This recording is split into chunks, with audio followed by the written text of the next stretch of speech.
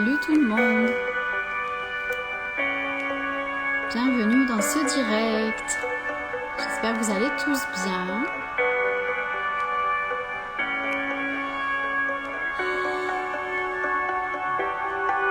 J'adore ce filtre.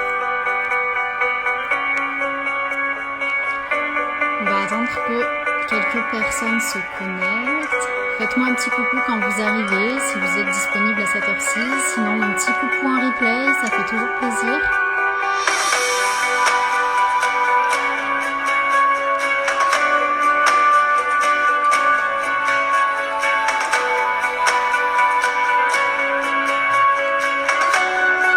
J'adore cette musique.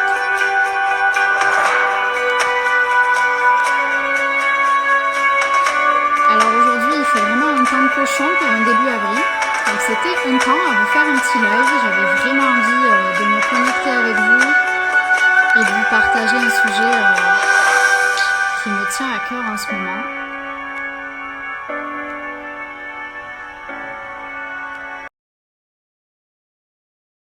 Hop. Alors, bonjour à tous. Je ne vois pas encore de coucou, mais des fois je ne vois pas passer les commentaires, donc vous m'en excuserez si c'est le cas. Donc moi je suis Lisa, pour ceux qui ne me connaissent pas, je suis coach et thérapeute. J'accompagne les gens à un mieux-être dans leur vie, ce qui me semble être la priorité, puisqu'on est tous sur Terre avant tout, je pense, en quête de bonheur et d'épanouissement avant toute chose. Et du coup c'est vraiment mon objectif en tout cas. Donc voilà, je suis là pour vous aider dans tout ça et vous accompagner et vous donner tous les outils et toutes les clés que j'utilise moi-même dans la compréhension de ma propre expérience humaine. Ce qui n'est pas toujours évident, je vous l'accorde, mais quand on a conscience de certaines choses, je trouve que c'est égoïste de ne pas le transmettre tout simplement. Donc aujourd'hui, je voulais vous parler des énergies du yin et du yang, ou du féminin et du masculin, pour ceux qui ne savent pas trop de quoi il s'agit, du côté ombre et lumière. Vous connaissez tous le yin et le yang. Et l'importance de vous parler de tout ça aujourd'hui, c'est tout simplement parce que ces derniers mois, en tout cas, j'ai eu de grosses prises de conscience sur l'importance d'équilibrer ces deux énergies-là, qui sont tout simplement des énergies nécessaires à notre bon fonctionnement d'humain et à notre épanouissement. Donc c'est mon rôle vraiment plus de coach. Et donc ces énergies sont complémentaires, ce sont des polarités qui sont tous dans chacun de nous, qu'on a tous. Ça n'a absolument rien à voir avec être un homme, être une femme, avec le sexe. Voilà, il n'y a pas de connotation de ce niveau-là, c'est pas bien, c'est pas mal, c'est pas du tout dans ce sens-là, mais c'est vraiment, voyez ça comme des polarités qu'on est amené à équilibrer tout au long de notre vie, de notre vie, et qui souvent se déséquilibrent, malheureusement, on va dire, ce déséquilibre est contraint par notre histoire, notre passé, nos traumas, et qui viennent soit faire augmenter notre yang, parce qu'on se met en mode survie, je vais vous expliquer un peu la différence entre l'énergie masculine et l'énergie féminine, soit diminuer notre yin ou l'inverse, et on est en déséquilibre, et c'est souvent pour ça qu'on a des mal-être et qu'on a du mal à comprendre certains de nos fonctionnements et qu'on pense que ce sont les autres qui ne nous comprennent pas, c'est juste notre mode de communication qui est trop axé yin ou trop axé yang. Donc le yang, pour être clair, en fait, c'est tout ce qui est conscient. L'énergie yang, c'est l'énergie masculine et c'est tout ce qui est dans le faire, dans l'action, dans le courage, dans l'entrepreneuriat, dans vraiment être, pas avoir peur, pas avoir froid aux yeux, agir, prendre des décisions. Voilà, c'est l'énergie du yang. Voilà, quand on est yang, on est vraiment en mode au taquet tout le temps, on est des machines, sauf que des fois, on se perd en fait, à vouloir être trop yang tout le temps. On oublie notre énergie yin qui, elle, en opposé à l'énergie yang, du coup, vient la complémenter, ça se dit, oui.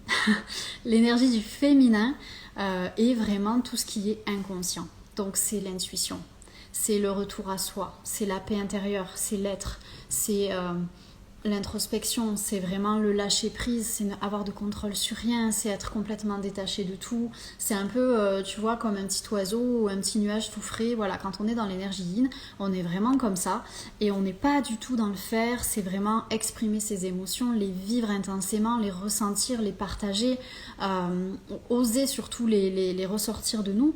Et vraiment, c'est tout ce qu'il y a à l'intérieur. Donc le yang, en gros, il est très dans la raison, mais il est très dans l'extériorisation des choses. choses et il va vraiment être dans le faire, et le yin justement est très dans l'émotion et dans l'intériorisation des choses. Donc c'est vraiment l'opposé, mais ça se complémente. Je vous donne ce petit exemple parce que c'est vrai que moi je l'ai vécu, quelqu'un qui est trop justement dans cette énergie de fer ne va pas écouter ses émotions, va les calfeutrer, mettre un couvercle dessus, ne va pas les libérer. Donc dans ses relations personnelles dans un premier temps, va se retrouver bloqué parce que les gens ne savent pas ce qu'ils ressentent, ou en tout cas c'est ambigu, et cette personne-là va aussi être un petit peu dans la souffrance parce que être toujours dans l'action mais sans vivre des émotions. N'oublions pas que nous sommes des êtres d'émotions. Donc l'idée c'est vraiment de, pendant cette vidéo ou quand vous me réécouterez en replay, c'est un petit conseil que je vous donne. Et d'ailleurs, coucou à tous ceux que je vois connectés, coucou à Jacqueline ou à Jacques, excuse-moi, coucou Eric, je vois des coucous arriver. C'est pas très clair sur mon écran, mais en tout cas, salut à tous.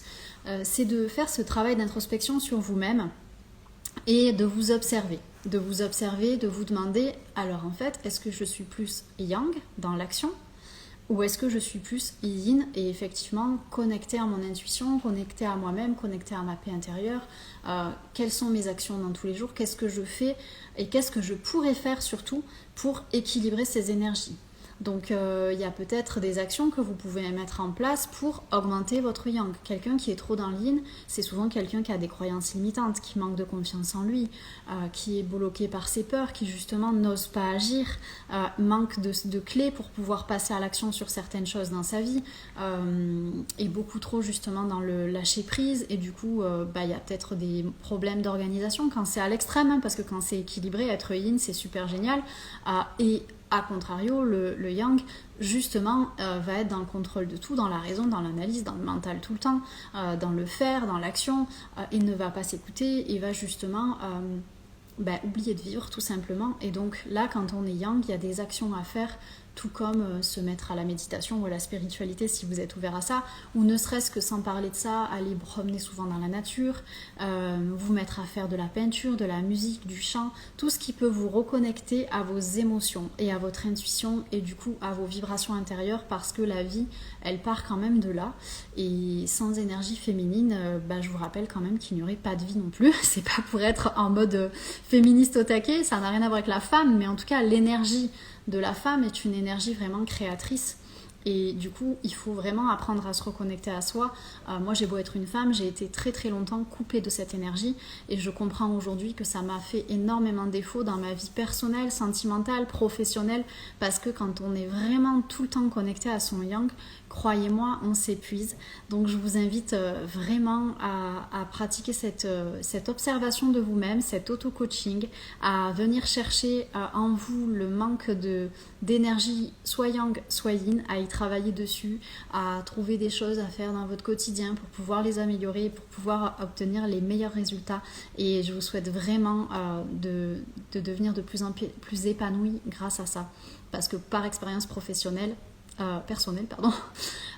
se reconnecter à ce genre d'énergie qu'on a perdu, on découvre plein de choses et on conscientise plein de choses auprès desquelles on est passé à travers, en fait, parce qu'on n'était plus connecté à ça, et du coup on perd un morceau de... C'est comme si on n'avait qu'un œil de visible, et on perd un morceau de notre vie, en fait. Donc vraiment osez aller au plus profond de vous, vous observer sans être dans le jugement du tout, et se demander mais pourquoi je suis trop yang, en fait. Après il y a vraiment des raisons, donc effectivement il y a les traumas, il y a le passé, il y a l'éducation, il y a la naissance, il y a la famille, il y a tout ça, mais peu importe, quand on sent en tout cas qu'il nous manque cette complémentarité, c'est le moment où il faut y aller, où il faut suivre un coaching, où il faut aller voir un thérapeute, mais où il faut travailler tout ça. Donc tout ça, ça se travaille également avec moi pour ceux qui le souhaitent. Dans mon programme Alchimie, vous trouverez mon lien en bio que je suis en train de mettre en place, et aussi dans ma future masterclass qui seront du coup axées sur les 3 étapes pour te libérer de tes peurs, donc pour libérer les peurs, et on va aborder évidemment les énergies du yin et du yang un peu plus en profondeur que dans ce live.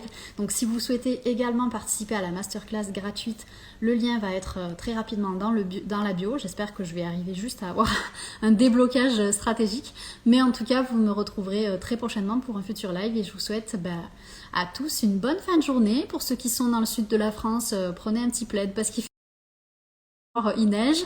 Et sinon, on a hâte de voir le soleil. Je vous fais à tous de gros bisous et je vous embrasse fort.